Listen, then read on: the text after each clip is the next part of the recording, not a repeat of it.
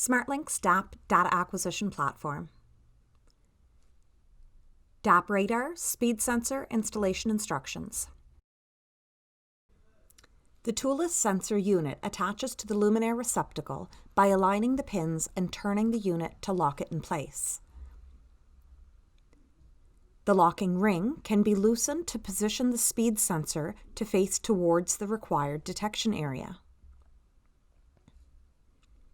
The speed sensor should have the number 1 arrow positioned to the center of the roadway to capture both far and near lane detection.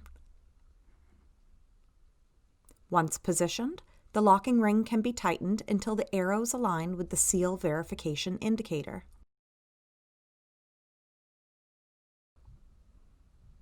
Livable cities, city safety sensors.